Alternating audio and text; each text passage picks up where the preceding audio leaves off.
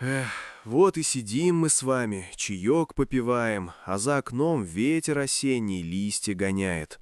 Под этот шорох да под треск поленьев в печи часто вспоминается, знаете, такие истории, что будто и не истории вовсе, а так, тени прошлого, что нет-нет, да и выскочат из-за угла памяти. Иной раз кажется, что это все приснилось, а потом понимаешь, нет, было, и до сих пор где-то там, в глубинке, живет своей жизнью. Мне эту историю один старик поведал, царство ему небесное, дед Прохор из Заречья. Он сам-то уже давно в земле лежит, а вот слова его, будто угольки, до сих пор тлеют, греют, да порой и жгут. Было это давно, я тогда еще совсем мальцом был, лет 10 мне, может, было, не больше. Сидели мы у него на веранде, летом, правда, но вот этот осенний тихий дух, что нынче за окном, он будто тогда уже витал в воздухе. Дед Прохор тогда не торопился, тянул рассказ, как тянут нити старого клубка, медленно, с толком, оглядываясь по сторонам, будто проверяя, не подслушивает ли кто. Знаете, в таких вот тихих местах, где до сих пор керосинку зажигают по вечерам, а не электричество, где воду из колодца тянут медной кружкой, да где соседи друг к другу ходят с неспешными разговорами, и случается самое страшное. Не то страшное, что с криками и кровью, а то, что душу покойника не отпускает, что в стенах дома замирает, да скрипом старых досок отзывается. Оно так, по-тихому, подкрадывается, незаметно, и потом уж не отпускает. Вот и в той деревеньке, что нынче уже и на карте не сыщешь, что-то такое и приключилось. Называлась она вроде Ельники, но теперь там только бурьян да поросль молодая березовая. А тогда там еще дымились трубы, да ребятишки бегали. И стоял там один домишко на самом отшибе под старой покосившейся черемухой. Старый, потемневший от времени, с резными наличниками, что уже почти сгнили. И все бы ничего, обычный заброшенный дом, каких по осени сотни. Но был в нем один предмет, что почему-то всегда привлекал внимание. Прямо у окна, где когда-то, видать, висели занавески в цветочек, стояло старое кресло-качалка. Дерево темное, почти черное, от времени и прикосновений, потертое, с витиеватыми подлокотниками. Спинка его, высокая, с закругленными краями, помнила, наверное, не одно поколение. И вот оно-то и скрипело. Скрипело не просто так, от ветра или старости. Ветра-то не всегда были, а скрип этот слышался.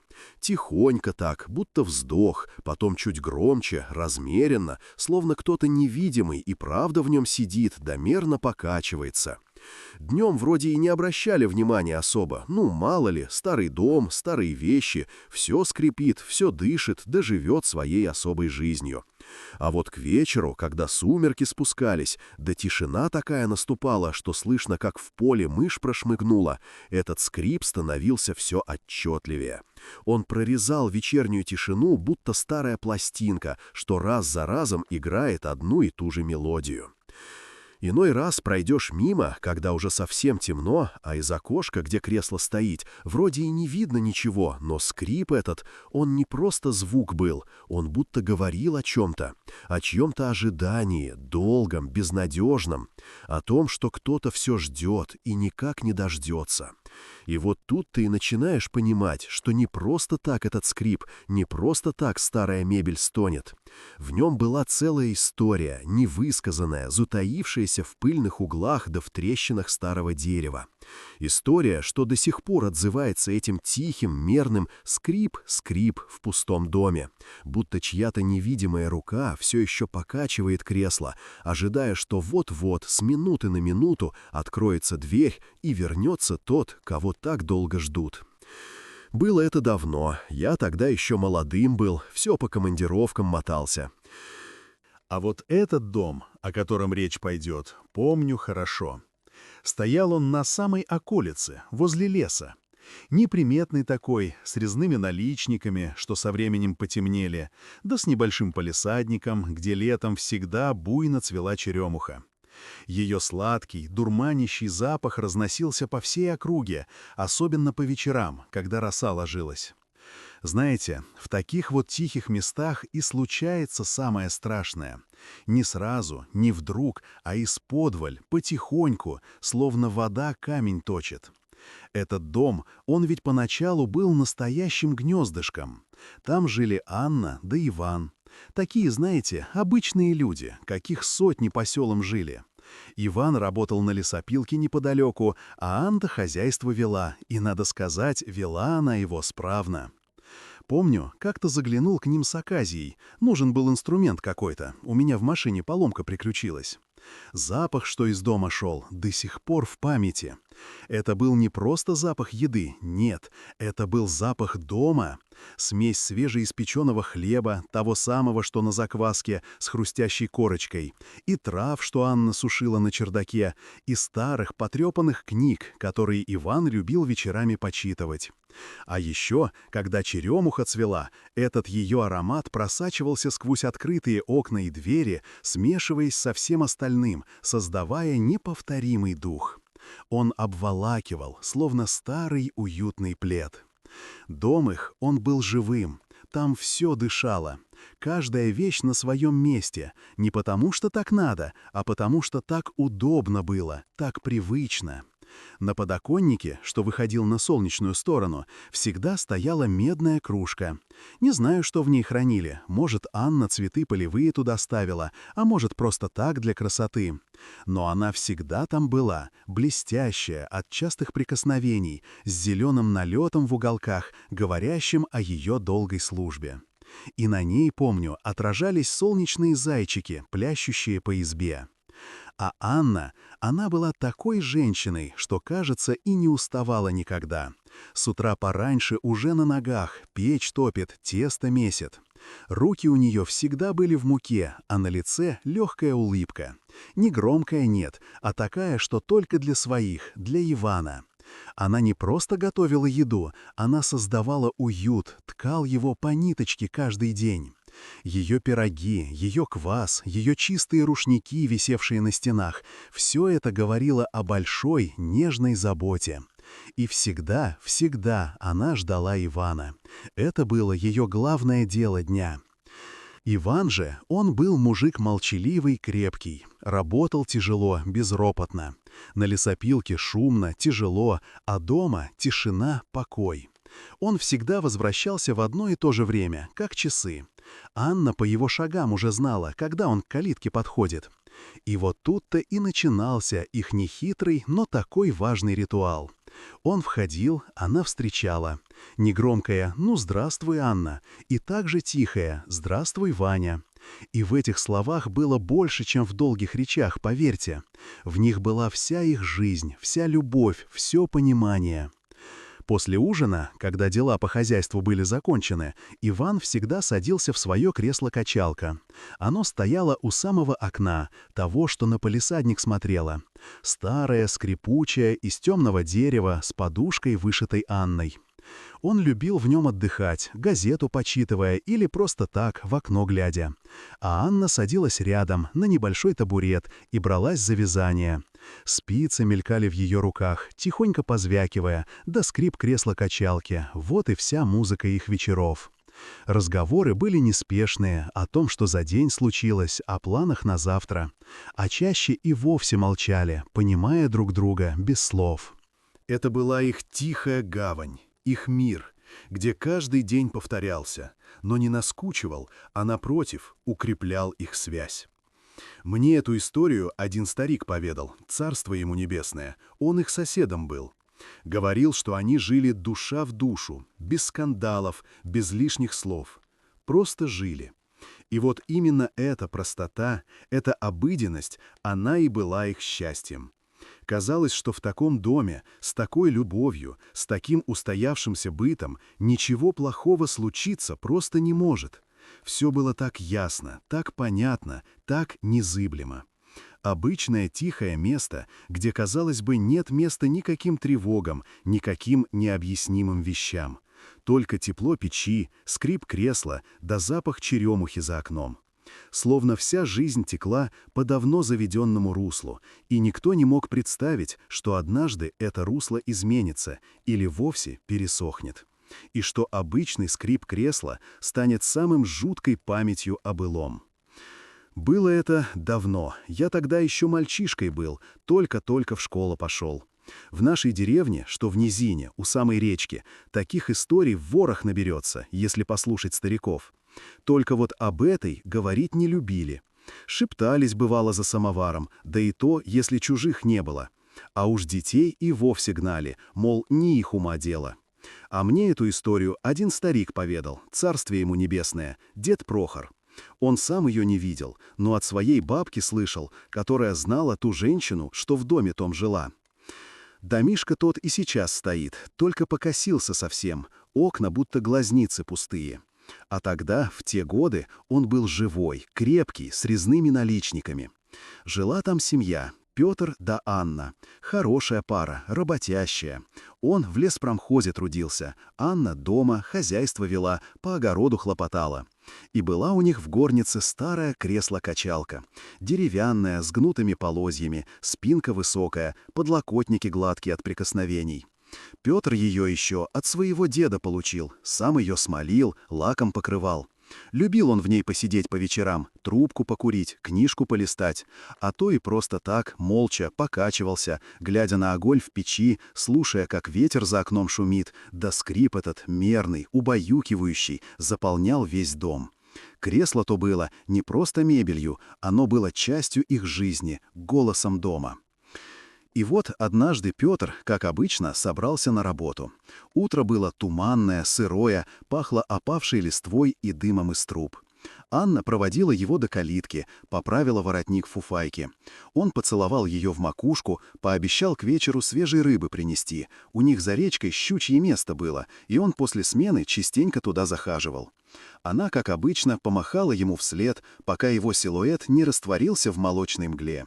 Обычный день, обычное прощание, ничего не предвещало, ничего не ёкнуло, как бывает иной раз. Просто ушел человек на работу. Вечером Анна затопила печь, поставила на стул ужин, ждала. Час ждала, другой. Керосинка горела тускло, отбрасывая дрожащие тени. За окном совсем стемнело, только огоньки в соседних домах мерцали. Сердце потихоньку стало сжиматься. Не пришел. Ноги сами несли ее к окну, к калитке. Выходила, вслушивалась в темноту, в шелест черемухи у забора. Ничего. Только ветер свистел в проводах, да собаки где-то на отшибе лаяли. К полуночи тревога превратилась в липкий холодный страх. Прошла ночь в метаниях, в немом вопросе, застывшем на губах. Утром подняла соседей, потом председателя. Начались поиски. Сначала по деревне, потом по окрестным лесам, речку прочесали. Лесники, милиция, все включились. Проходили дни, недели. Находили его шапку у речки, видавшую виды, с вытертым мехом. Потом ничего. Надеялись, ждали, молились. Но время шло, и надежда таяла, как свечка на ветру. Анна сначала плакала, безутешно, так, что голоса лишилась. Потом слезы высохли, осталась лишь глухая, ноющая боль. Она смирилась с тем, что Петра нет, не вернулся. Просто исчез, будто его и не было вовсе. Осталась одна, в пустом доме, с его вещами, его запахом, его памятью. Дом осиротел, наполнился тишиной, да такой, что звенело в ушах. А потом началось самое странное. Анна, сидя вечерами у печки или когда днем занималась делами, стала слышать. Сначала изредка, будто сквозняк шальной по дому гулял, или мышь пробегала по половицам. Скрип. Тихий такой, знакомый до боли. Скрип кресла-качалки. Она оборачивалась, смотрела, кресло пусто. Неподвижно стоит у стены, укрытая старым платком.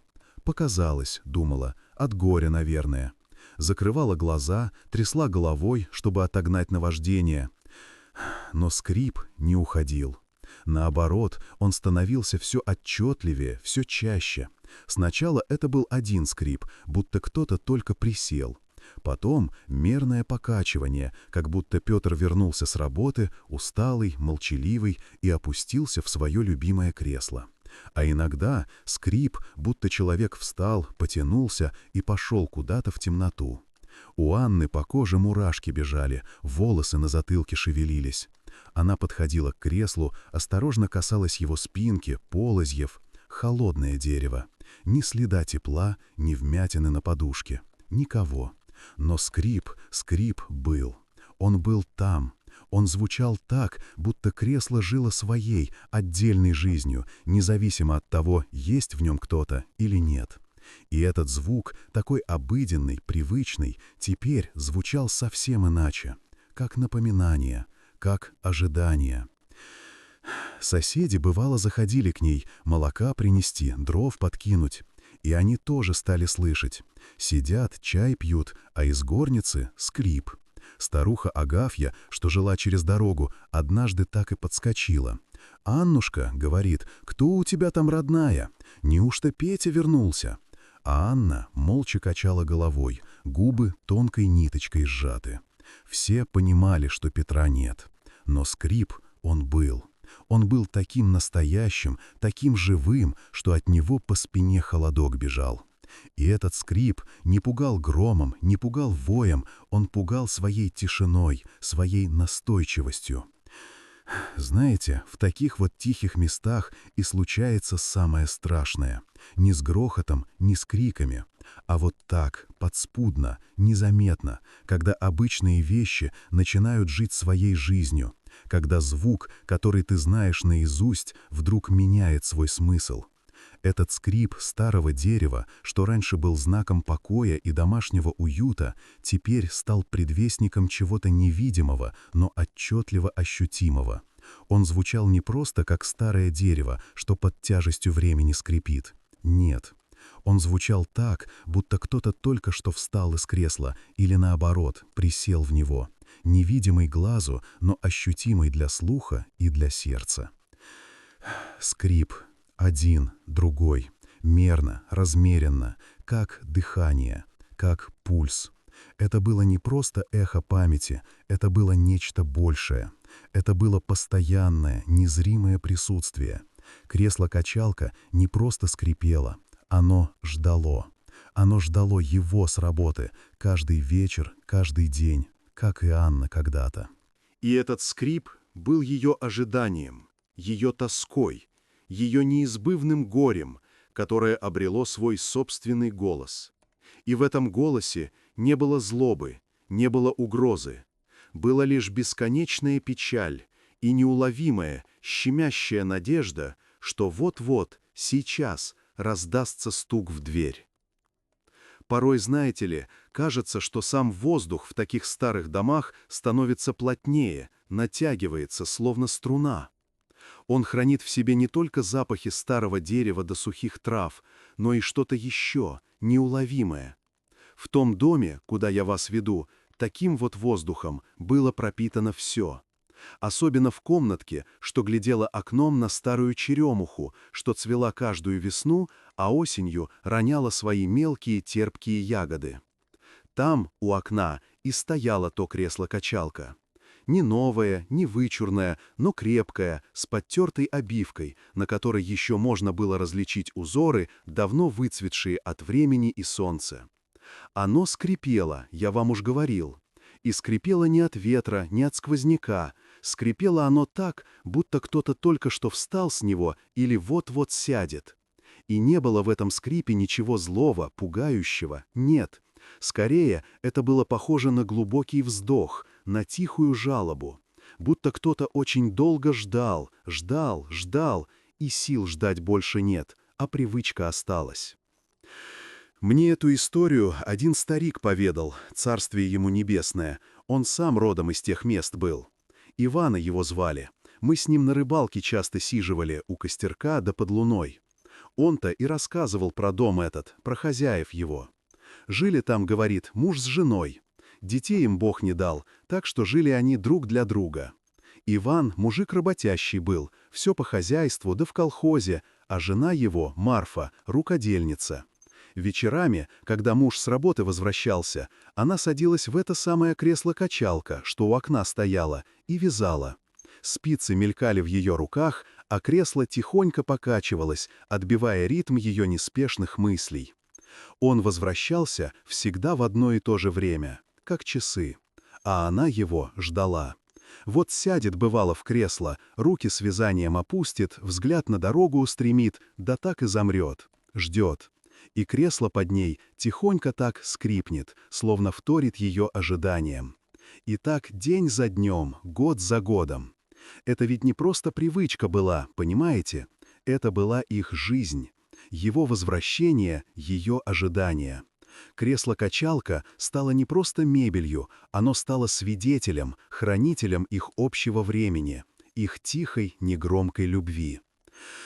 А потом Иван уехал. Было это давно, я тогда еще совсем мальцом был, но помню, как люди шептались. Уехал он на заработки, в город, на завод. Обещался вернуться к осени, когда урожай соберут, да холода наступят. А осень-то, знаете ли, выдалась долгой, дождливой. Деревья желтели, листья опадали, а Ивана все не было. Марфа ждала. Все так же сидела у окна, в своем кресле. Спицы уже не мелькали, вязание лежало на коленях, руки опущены.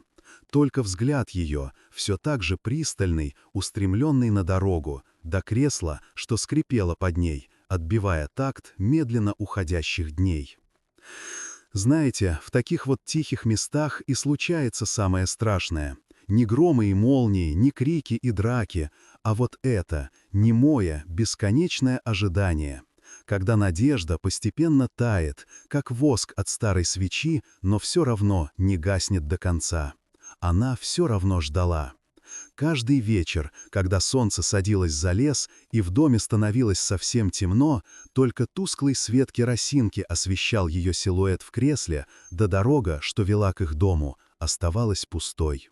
И кресло скрипело. Скрипело, покачиваясь, словно пытаясь утешить ее, или же просто потому, что само не могло забыть тот привычный ритм, когда он должен был вот-вот появиться на пороге. Марфы тоже не стало. Тихо так ушла, во сне, говорят. Не выдержало сердце этого ожидания. А дом остался, заколоченный, пустой. Только кресло-качалка, рассказывают, продолжало скрипеть. Скрипеть, даже когда никого не было в доме. Не злой дух это был, нет, да и не призрак вовсе. Это была, я так думаю, память. Память самого дома о том, что происходило в его стенах. Память кресла о том, сколько раз Марфа сидела в нем, ожидая мужа. Память о ее неизбывной тоске, о ее верности, о невыполненном обещании, что висело в воздухе, словно паутина, невидимая, но крепкая. Кресло скрипело не потому, что в нем кто-то сидел. Оно скрипело потому, что ожидание стало частью его самого, частью воздуха этого дома. Оно скрипело так, будто само ждало, когда он вернется. Будто не просто дерево и ткань, а сама душа этого кресла не могла смириться с тем, что привычный порядок вещей нарушен, что его место у окна, куда всегда падал свет заходящего солнца, осталось пустым. До сих пор никто не знает, чем там дело кончилось на самом деле. То ли он так и не вернулся, пропал без вести в том далеком городе, то ли просто жена не смогла отпустить, и ее ожидание, ее глубокая человеческая тоска отпечаталась на этом старом кресле, на каждой половице в доме. Иногда по вечерам, если пройти той старой дорогой, говорят, можно услышать этот скрип. Тихий такой, печальный. Может, все это показалось, а может, нет. Ну что ж, милый мой, так и прошла ее жизнь. Тихо, незаметно для большого мира, но полная вот этого самого ожидания. Год за годом. Календари на стене желтели, выцветали, отрывались листы, а она все сидела у окошка или вязала у керосинки, и кресло-качалка мерно поскрипывало, будто вторя ее мыслям. Этот скрип стал частью дома, частью ее самой, словно дыхание. Знала ли она, что он не вернется? Думаю, знала. Сердце-то не обманешь, оно чует беду раньше, чем глаза увидят. Но надежда, она ведь как та черемуха у колодца. Сколько ни обрывай ветви, все равно весной снова зацветет. Так и она цеплялась за каждый день, за каждый шорох за калиткой, за каждый проблеск веры в то, что вот-вот, сейчас раздастся знакомый стук. Время шло, и годы ее тоже взяли свое. Пришла старость, незаметно, как осенний туман, что стелется по низинам. Однажды утром соседка зашла проведать. Все-таки возраст, да и зима уже наступала, снег первый пошел. А она сидит на своей лавке у печки, словно уснула. Спокойно так, без мучений. Лицо светлое, будто и не было в нем долгих лет тревоги и печали, будто она наконец-то обрела покой. А кресло-качалка стояло рядом, пустое, и почему-то мне тогда показалось, что оно тоже затихло, не скрипело, будто и оно поняло, что ждать больше некого, что его хозяйка отпустила свою ношу, а вместе с ней и свое нескончаемое ожидание. Дом тут после нее так и стоял, пустой. Родни у нее не осталось, или где-то далеко, за сотни верст, и им было не до старой избы в позабытой деревне. Поначалу, конечно, приезжали, забирали что-то по мелочи, старые медные кружки, вышитые рушники, фотокарточки выцветшие, на которых и лиц-то толком не разобрать. А кресло-качалка никто не взял.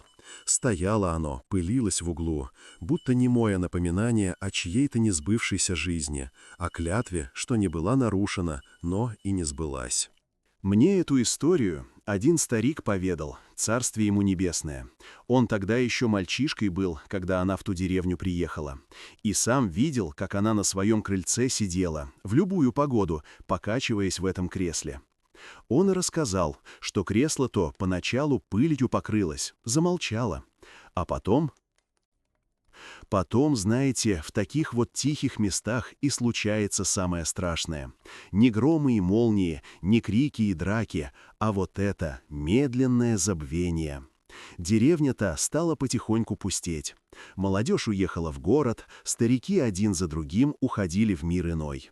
Дома стояли с заколоченными окнами, бурьян по пояс рос там, где когда-то были огороды, а дорога к ней заросла так, что и на телеге не проедешь, разве что пешком. И вот в этом безмолвии, в этом запустении, говорят, снова начал раздаваться скрип. Было это давно, я тогда еще совсем молодой был, любопытный, как все мальчишки, не верил ни в какие рассказни. Пошли мы как-то с ребятами в ту деревню наспор, кто до дома той старухи дойдет и не испугается. Солнце уже садилось, тени длинные-длинные, а ветер по полю гуляет, травы колышет, и от этого шепота становилось жутко. Подошли к дому, окна пустые, глазницы черные, как у мертвеца.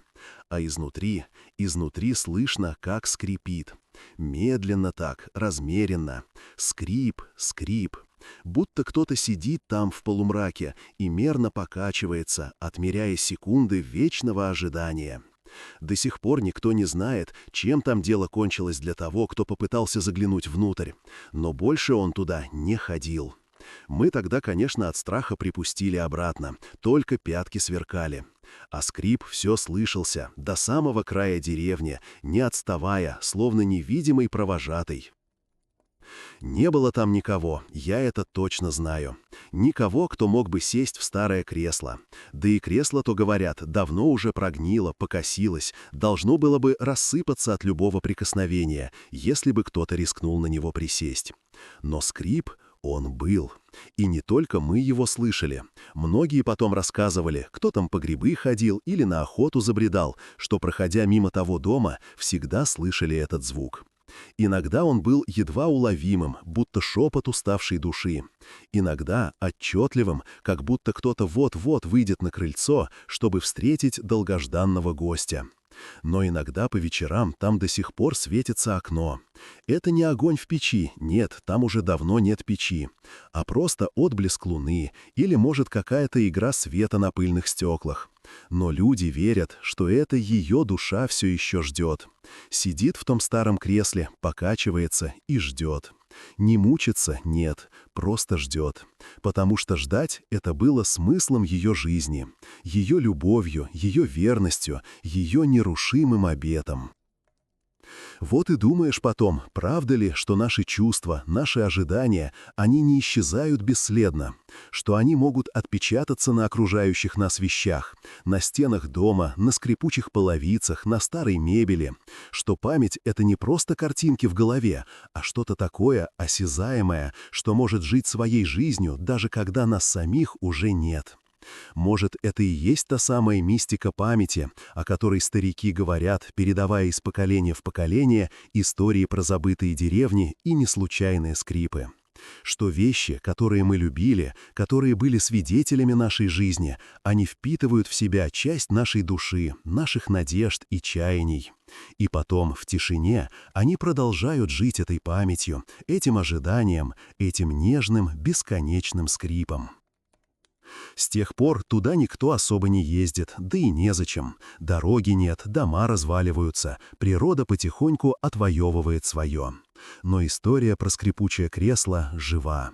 Передается из уст в уста, как старая легенда, как напоминание о чем-то очень важном. Может, все это показалось, а может, нет. Кто ж теперь разберет, что там было на самом деле, в том старом, позабытом доме, где кресло-качалка до сих пор скрипит, все еще ожидая того, кто так и не вернулся. Просто подумайте об этом, когда услышите скрип старой половицы или ветхого окна в своем доме в тихий осенний вечер. Иногда это просто ветер, а иногда это просто чья-то очень долгая, очень верная память.